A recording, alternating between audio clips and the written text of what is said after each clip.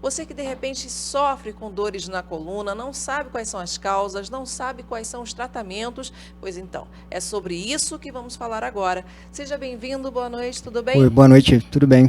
Então, quais são as causas das dores na coluna?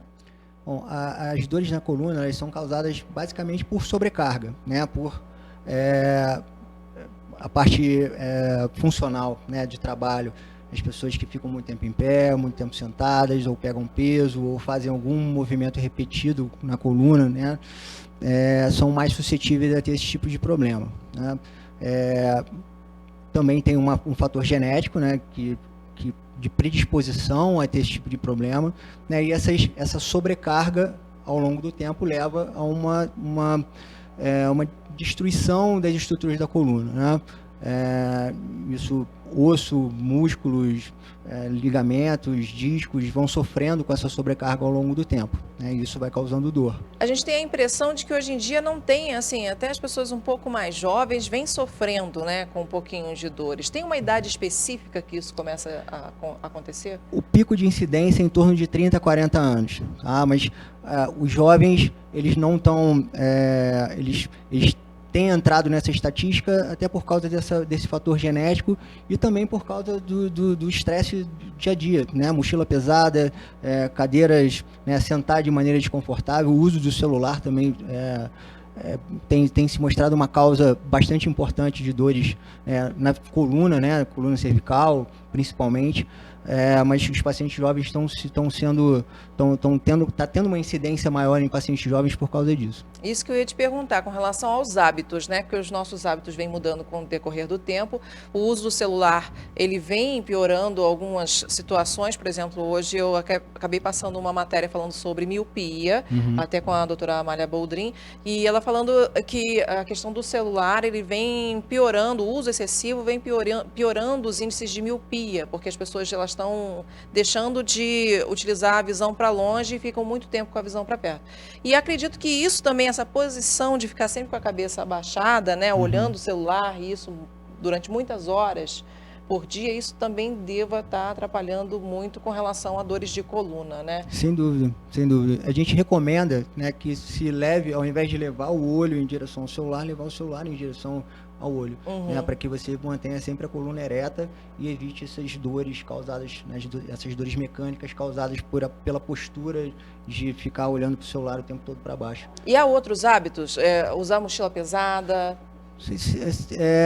Mochila pesada, sentar de maneira errada na cadeira, pegar peso, ficar muito tempo em pé, muito tempo sentado, enfim, tudo isso pode gerar essas sobrecargas na coluna. Mas lembrando sempre que existe uma predisposição genética para esse tipo de problema, né? Então, nem todo mundo vai ter esse tipo de problema, nem todo mundo vai ser sintomático, né? Às vezes tem pacientes que tem problemas na coluna, se fizer fizer exame em todo mundo que está aqui hoje, você vai achar, mesmo em quem não é sintomático, você pode achar alguma alteração no exame. Quer dizer, então tem pessoas que são portadoras, mas não são sintomáticas. Então, é uma doença que ela é multifatorial, ela não tem uma faixa etária definida, né? Ela tem muitas causas, ela não tem uma faixa etária definida, e ela é complicada de tratar porque o tratamento dela envolve uma equipe multidisciplinar, quer dizer, o paciente não é só medicação, né? O paciente precisa mudar hábitos, precisa fazer fisioterapia, precisa fazer exercício físico, então por isso é uma coisa tão complicada da gente tratar. Agora, as mulheres, elas sofrem mais do que os homens, porque sempre se ouviu falar que o uso de salto pudesse prejudicar com relação à coluna. Isso é verídico? Não tem uma estatística assim de ser mais comum em mulheres do que homens. Mas realmente o uso de salto, o salto é uma coisa que os ortopedistas abominam, né? Porque ele é completamente anti-anatômico, né? Fica bonito, as mulheres acham lindo, elas ficam bonitas com o salto, mas realmente é uma coisa completamente anatômica, né? O pé fica numa posição estranha, ela coloca o peso todo em cima da ponta do pé, normalmente é um bico fino, então causa deformidades no pé também. e não é uma coisa que os ortopedistas recomendam o uso do salto. Mas também não é para abolir completamente, tem que ter um saltinho ali. Ou isso também já... Porque tem sempre uma dialética com relação a esses estudos, né? Uma hora tem que ter um saltinho de 3 centímetros, outra hora é melhor diminuir um pouquinho o saltinho, 2 centímetros. A questão do salto é o seguinte, se você coloca o salto um pouquinho maior, você desloca o seu centro de gravidade. Então, teoricamente, você diminui a carga na coluna. Então, por isso que algumas pessoas se sentem melhor usando um salto tipo Anabela, um salto um pouquinho maior. Mas isso é controverso, né? Isso não é uma... tem pacientes que se sentem melhor, tem pacientes que não sentem alívio nenhum, né? Mas na teoria acontece isso. Se você usa um saltinho um pouquinho maior, você desloca um pouquinho o seu centro, né, de equilíbrio, né? E você diminui a sobrecarga na coluna. Então, tende a diminuir a dor. Mas não é uma coisa que todo mundo se beneficia com esse tipo de coisa. É de caso para caso, né? Sim. E quais são os tratamentos? A pessoa chega no ortopedista reclamando de dores na coluna. O que a pessoa tem que fazer para melhorar a situação dela? E isso tem uma cura? Então, num primeiro momento, a gente precisa colher uma história, exame físico, para saber se aquela dor do paciente é uma coisa momentânea, né, causada só por fatores mecânicos, né, o fato dela ficar muito tempo sentada, ou ficar muito tempo em pé, ou pegar peso, ou mesmo uma dor aguda, ela pegou um peso de uma maneira desconfortável e desencadeou aquela dor. Então a gente precisa separar isso, né, porque isso muda completamente o tratamento. Não necessariamente as pessoas que têm dor na coluna têm alguma lesão na coluna, né, pode ser uma coisa aguda, né, causada por um fator externo, né, alheio a ela, tá? Então a gente precisa fazer isso, colher história, fazer exame físico, né, utilizar os exames complementares caso seja necessário. O raio-x, que é um exame mais simples, e que a gente vê as alterações no raio-x quando a doença já está mais desenvolvida, né, que você estava falando de bico de papagaio, né, que é o que a gente chama de osteófito, né, são alterações degenerativas que aparecem nas radiografias com um desenvolvimento, com uma história clínica mais longa. Né. A ressonância magnética é o exame padrão ouro, né, que a gente chama o exame ideal. Padrão ouro que a gente chama de exame ideal para a gente fazer um diagnóstico precoce de lesões na coluna, porque além de osso a gente também vê disco, vê os ligamentos, vê a relação dos discos e das estruturas da coluna com a medula, né? Então a ressonância magnética é o exame ideal, mas não precisa de ressonância para todo mundo, né? Então uma história, um exame físico bem colhidos, e aí a partir daí a gente começa a tratar, num primeiro momento, analgesia, anti-inflamatórios, analgésicos, relaxantes musculares, né, para a gente tirar o paciente da crise. Tá? Se for uma coisa pontual, o paciente melhora, a gente identifica o que causa aquela dor nele e tenta mudar alguns hábitos dele para a gente poder fazer com que ele não sinta mais dor. Caso o paciente tenha algum problema, né, já tem alguma alteração discal no disco intervertebral, né, alguma alteração já degenerativa, e a gente parte para um tratamento fisioterápico, né, que deve fazer alongamento e melhorar a postura, né, e o fortalecimento muscular. Então, são 3 momentos do tratamento: a medicação analgésica, a fisioterapia para alongamento e correção postural e o fortalecimento muscular. Né? É indicado o uso de coletes, por exemplo?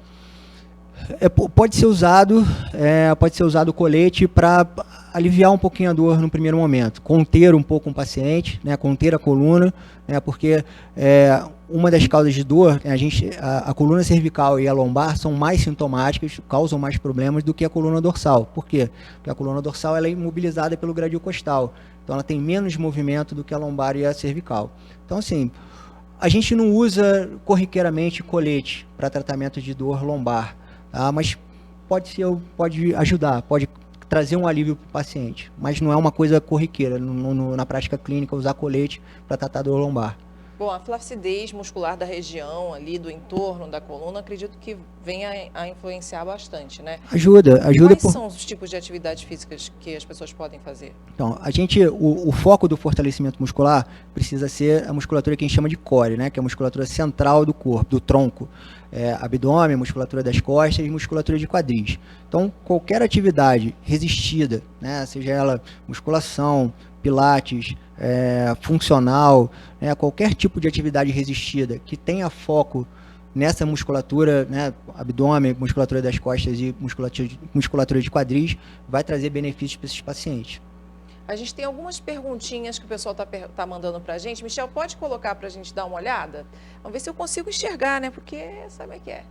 Eu fiz cirurgia do quadril esquerdo colocando prótese de titânio, tenho que fazer o mesmo do lado direito. Algum dia eu vou ser 100% normal? Rogério Monteiro. Olha, Rogério, assim, você tem muito provavelmente uma coxartrose, né? Fez uma cirurgia em que você colocou prótese no quadril, é porque já tem uma alteração no quadril, né?